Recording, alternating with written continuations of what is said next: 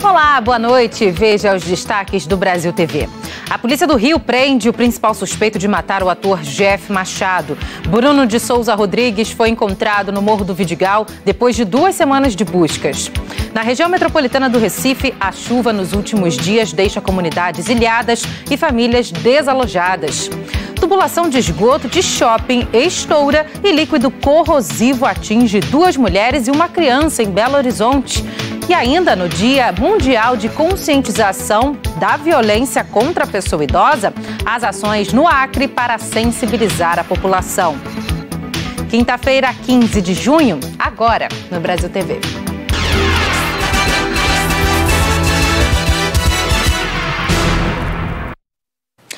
A polícia prendeu no Morro do Vidigal, na zona sul do Rio, Bruno de Souza Rodrigues. Ele é o principal suspeito da morte do ator Jeff Machado. O Bruno estava desaparecido, estava foragido desde o dia 1º de junho, quando a polícia decretou a prisão dele. O outro suspeito do crime, Geander Vinícius, está preso desde o dia 2 de junho. O principal suspeito da morte do ator Jeff Machado estava escondido no Morro do Vidigal, na zona sul do Rio. Bruno foi algemado pelos PMs e logo depois colocado dentro do camburão. Com ele havia anotações pessoais e 2 celulares. Para tentar passar despercebido e não ser notado, Bruno tirou a barba. Estava mais magro, com o rosto mais fino e abatido. Os passos de Bruno estavam sendo monitorados pelo setor de inteligência da Polícia Civil. Os agentes descobriram que ele estava hospedado num albergue na parte alta do Morro do Vidigal há 8 dias e que se registrou com um nome falso. Descobriram também que ele chegou a circular por outros bairros, como Leblon e Ipanema. De acordo com a investigação, Bruno vendeu um imóvel durante o período em que esteve foragido e foi com esse dinheiro que conseguiu se sustentar para planejar a fuga. Os telefones foram fundamentais para a localização do produtor. A polícia diz que Bruno trocou os chips do celular para tentar não ser monitorado. Até o dia 31 do mês passado, a polícia diz que ele ficou escondido na casa de um amigo, na Zona Oeste. Imagens de câmeras de segurança registraram a rotina dele nesse endereço. Os investigadores só voltaram a ter notícias do produtor no último dia 7, quando descobriram que ele estava no Vidigal. A mãe do ator Jeff Machado recebeu a notícia da prisão de Bruno por telefone. Maria das Dores mora em Araranguá, em Santa Catarina, e disse que ficou mais tranquila agora que ele foi encontrado. Que seja punido por tanta crueldade, porque é um bandido sanguinário, é um perigo esse homem. Até na última hora, se fazendo de amigo e tudo. A família ficou 4 meses em busca do ator Jeff Machado. Ele desapareceu no dia 23 de janeiro e o corpo só foi encontrado no dia 24 de maio, dentro de um baú escondido nos fundos de uma casa, na zona oeste do Rio. Estava enterrado e concretado a mais de 2 metros de profundidade. Jeff tinha 42 anos. Peritos do IML encontraram um fio de telefone em volta do pescoço dele e sinais de estrangulamento. Bruno era considerado amigo do ator. Os dois ficaram bem próximos durante a pandemia. Foi ele quem fez um dos registros de desaparecimento de Jeff na delegacia, para despistar a polícia. No dia seguinte, ele prestou depoimento e 3 dias depois acompanhou o irmão de Jeff na delegacia. No início do mês, a justiça decretou a prisão de Bruno e de um outro suspeito pelo crime. No dia seguinte, a polícia prendeu Geander Vinícius da Silva em casa, na zona oeste do Rio. Em depoimento, o garoto de programa admitiu participação na morte de Jeff e contou à polícia que o produtor Bruno de Souza premeditou o crime. Um plano cruel que envolveu mentiras e falsidade. Segundo as investigações, Bruno sublocou a casa onde o corpo de Jeff foi encontrado e ainda estava com os cartões do banco, as chaves do carro e da casa do ator. De acordo com a polícia, Geander e Bruno mataram Jeff dentro da casa dele em Guaratiba e levaram o corpo num carro para Campo Grande. Jeff cuidava de 8 cachorros que tinham chips de identificação. O abandono dos cães nas ruas também foi um sinal de que algo grande havia acontecido. Desse jeito, os investigadores identificaram que os animais resgatados eram de Jeff.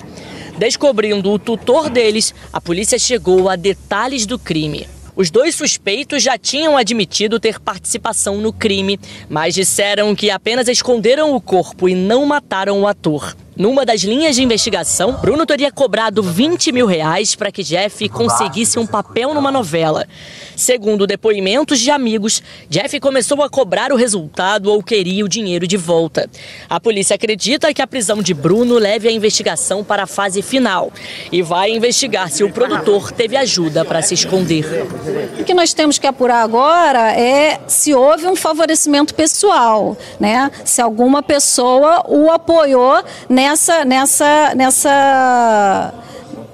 nova fase dele de foragido, né? Se alguém forneceu o rosto, se alguém permitiu a entrada dele na comunidade, enfim, isso é algo que será ainda apurado. A investigação está prosseguindo quanto a isso, mas nós sabemos que ele vendeu uma casa, então ele acabou de vender, né, uma casa, ou a residência que ele tinha em companhia em conjunto com o companheiro dele, ele recebeu pela venda dessa casa. Então ele teve uma entrada de dinheiro para que ele se sustentasse aí ao longo desses dias e até mesmo sustentar a investigação. Nós estávamos esperando alguns laudos, algumas pequenas diligências para que seja encaminhado para a justiça sem nenhuma pendência. Bruno ficou em silêncio durante o depoimento à polícia e pediu apenas para ligar para a mãe. O advogado de defesa alega que o Bruno participou apenas da ocultação do cadáver com Jeander Vinícius e acusa um terceiro suspeito de matar o ator. A tese de que existe uma terceira pessoa envolvida no assassinato já foi descartada pela polícia. O Ministério Público do Mato Grosso do Sul investiga possíveis fraudes em licitações envolvendo empresas e a Secretaria Municipal de Obras de Campo Grande. Uma ação hoje cumpriu mandados de busca e apreensão. Oi, boa noite para todos que nos acompanham aqui no Brasil TV. Agentes cumpriram 19 mandados de busca e apreensão, alguns deles aqui na sede da CISEP, a Secretaria Municipal de Infraestrutura e Serviços Públicos de Campo Grande. Essa operação mira empresários e secretários municipais numa possível atuação de organização criminosa de 2017 para cá, na prática de crimes como peculato, que é quando agente público usa o cargo para benefícios próprios, além de corrupção, fraude à licitação e lavagem de dinheiro em contratos para a manutenção de vias não pavimentadas em Campo Grande e também locação de maquinário, que ultrapassam o valor de 300 milhões de reais. A operação deflagrada hoje foi batizada de Cascalhos de Areia. Por meio de nota, a Prefeitura de Campo Grande se manifestou dizendo que está à disposição da Justiça para esclarecimentos. Caio Tumeleiro, para o Brasil TV.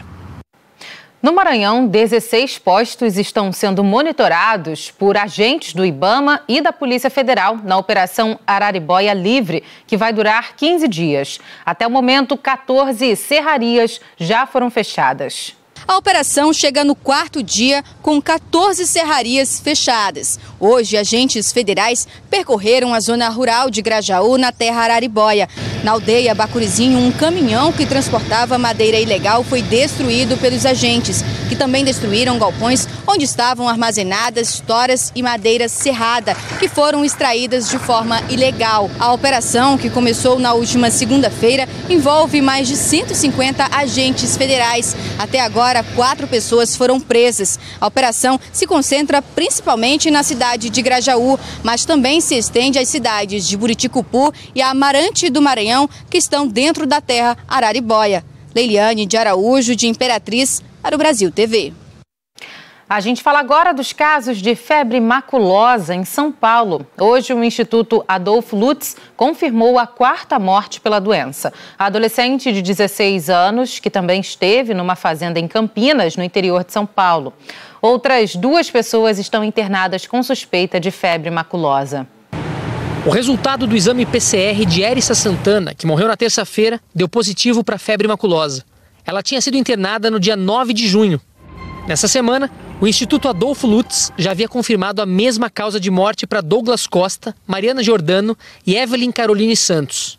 Douglas, Mariana e Evelyn participaram de uma festa no dia 27 de maio, em uma fazenda em Campinas, no interior paulista. O estacionamento estava num local de grama alta, é uma zona rural, e a gente não podia imaginar que uma fatalidade dessa viria a acontecer no momento onde a gente estava saindo para comemorar. Érissa não foi na festa. Segundo a família, o pai dela prestou serviços para o evento e a adolescente o acompanhou em uma das vezes no local. A fazenda é usada para eventos como shows e casamentos, com capacidade de até 20 mil pessoas. Segundo a Prefeitura de Campinas, outros 2 possíveis casos de febre maculosa estão sendo investigados. Uma mulher de 40 anos e outra de 38. As duas estão internadas. A letalidade da febre maculosa é alta, principalmente porque muitas vezes o diagnóstico demora e o tratamento só é eficaz quando iniciado diante dos primeiros sintomas. Uma pesquisa subsidiada com dinheiro público aqui no Instituto de Ciências Biomédicas da USP pode oferecer um bom caminho para controlar a doença. Uma vacina que mata o principal vetor da febre maculosa. A pesquisa é da Marcele Nassar, com orientação da professora Andréa Fogaça. A ideia é desenvolver um imunizante veterinário para os animais silvestres, como capivaras, mas também para os animais domésticos. Nos testes já feitos, as pesquisadoras colocaram anticorpos contra uma proteína fundamental para a sobrevivência do carrapato. Quando o carrapato se alimenta do sangue de um bicho imunizado, ele morre. Por que anticarrapato e não para humano? O número de casos da doença é pequeno em humano e o humano é um hospedeiro acidental. Os hospedeiros preferenciais dos carrapatos são animais domésticos e silvestres, equinos, capivaras, o cão. Dessa forma, a gente controlando a densidade populacional dos vetores de febre maculosa brasileira, diminui o número de casos. Os resultados já foram promissores. Mais de 90% dos carrapatos que ingeriram o inibidor da proteína morreram. A pesquisa ainda precisa verificar se essa substância da vacina não é tóxica para os animais. Para quem frequenta as regiões onde há presença do transmissor da doença, a dica é procurar um médico imediatamente se apresentar sintomas como febre repentina e dor de cabeça. E saliente para o profissional que está te atendendo que você ou foi picado por carrapato ou esteve em área em que tem a presença de carrapato. Não se automediquem e não realizem o tratamento profilático. Não existe tratamento profilático para febre maculosa. Procurem um médico. A Prefeitura de Campinas disse que a Fazenda Santa Margarida só vai poder voltar às atividades depois de apresentar um plano de contingência ambiental e que foi notificada pela falta de sinalização quanto ao risco da febre maculosa. A Fazenda Santa Margarida disse que mantém um rigoroso processo de manutenção e cuidados em relação ao espaço.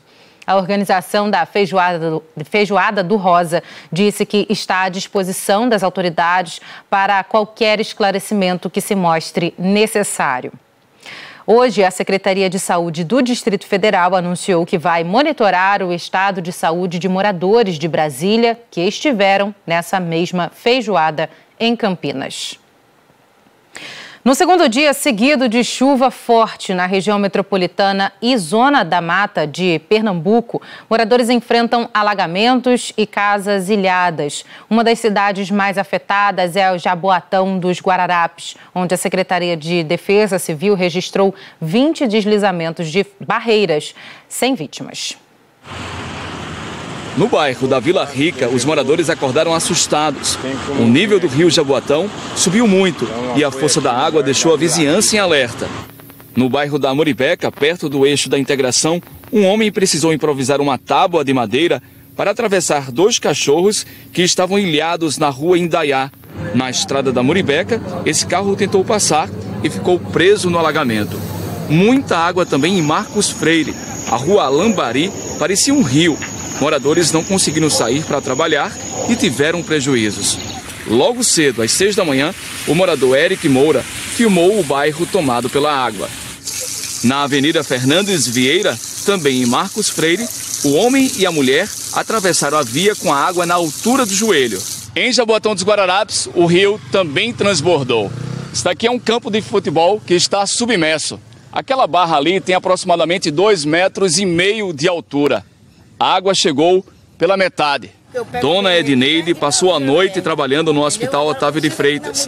Ela é enfermeira e ficou chateada porque não conseguiu chegar em casa.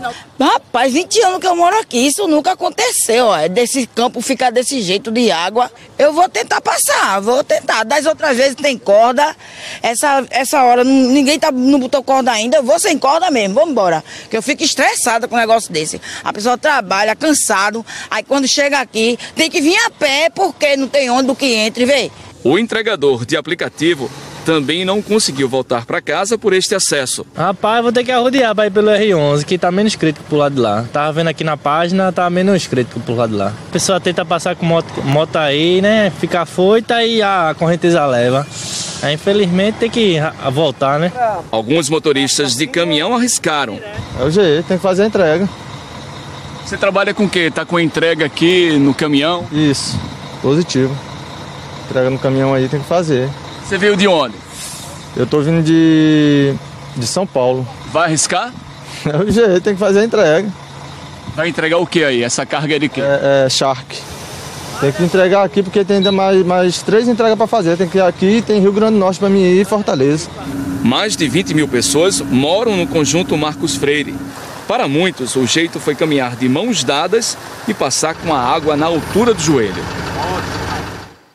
Moreno foi outra cidade atingida pela chuva na região metropolitana do Recife. O nível do rio Jaboatão subiu e inundou várias ruas da cidade. O abastecimento de água por lá foi suspenso pela Compesa. De acordo com a Companhia Pernambucana de Saneamento, a suspensão temporária foi por causa do nível alto do rio Jaboatão. Técnicos verificaram que o equipamento que faz o bombeamento de água para a cidade foi arrastado pelas águas. Equipes percorrem de barco o rio na tentativa de encontrar a bomba. Ainda não existe uma previsão para o retorno do abastecimento da cidade. A gente falou ontem da queda de temperatura no Acre e, infelizmente, nesse frio, muita gente está em situação de vulnerabilidade, sem ter o que comer ou vestir. Pensando nisso, foi feita uma ação para ajudar quem precisa. O frio agrada muitas pessoas, porém, uma parcela da população, que são as pessoas em situação de rua, não ficam felizes com a chegada dele. Infelizmente, nesse frio, muita gente está em uma situação difícil, sem ter o que comer ou sem roupas e cobertores. A coordenadora do Centro de Referência Especializada para a População em Situação de Rua diz que cadastrados no local são 420 pessoas e explica que a sopa que foi servida no final da tarde dessa quarta foi enviada pelo Restaurante Popular e que todas as doações da população são bem-vindas e de fundamental importância. A gente sabe que é uma população que está precisando nesse momento, a gente precisa ter um olhar, né, um olhar mais humano, um olhar de solidariedade, porque nesse momento eles estão realmente precisando muito.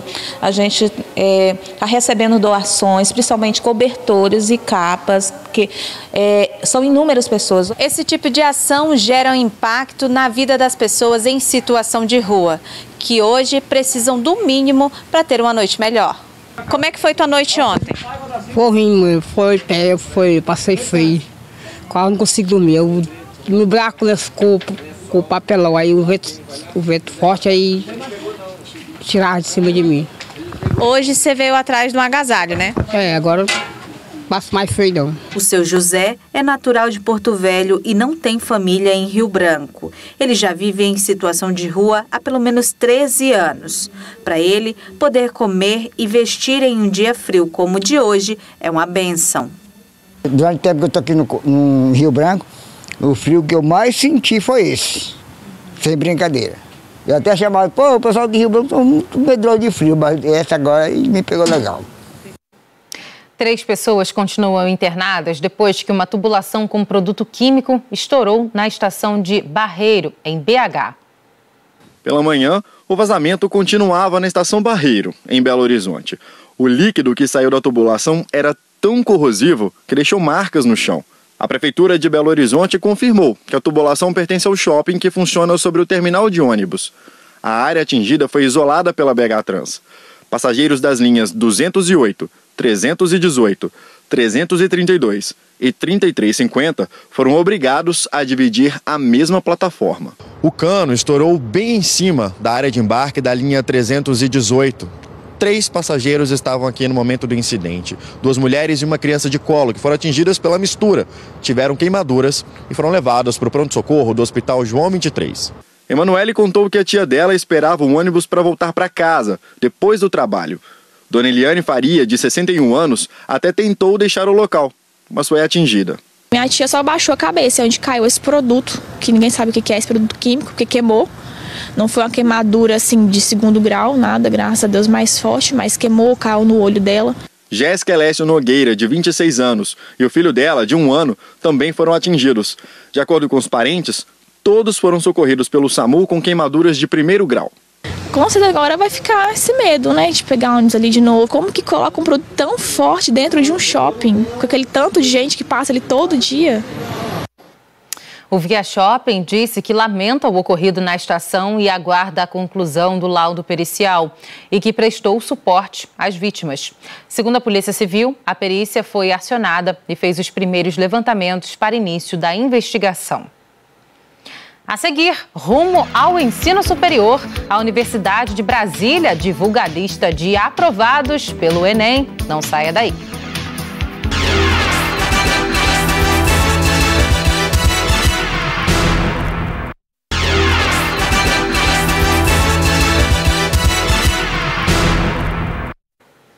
Brasil TV de volta com notícia boa para quem quer entrar na faculdade. A Universidade de Brasília divulgou a lista de aprovados na primeira chamada com a nota do Enem.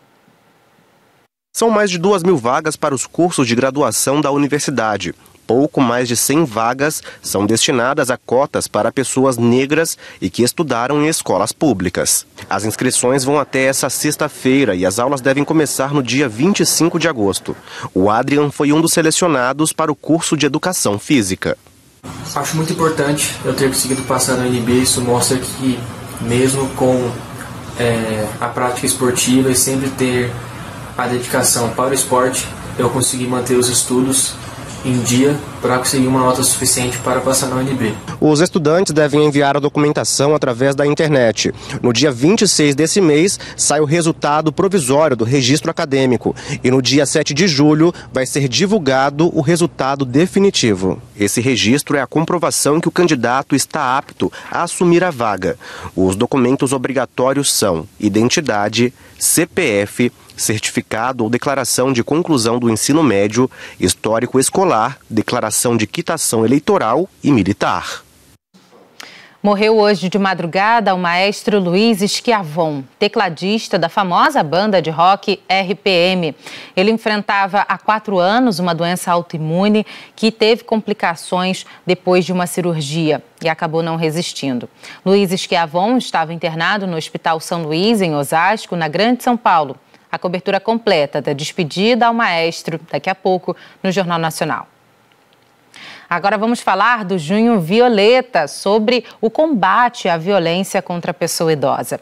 No Acre foi realizado o lançamento da programação voltada para a sensibilização de toda a população sobre esse tema. O Junho Violeta foi instituído pela Organização das Nações Unidas e alerta para conscientização e combate a atos de violência contra os idosos.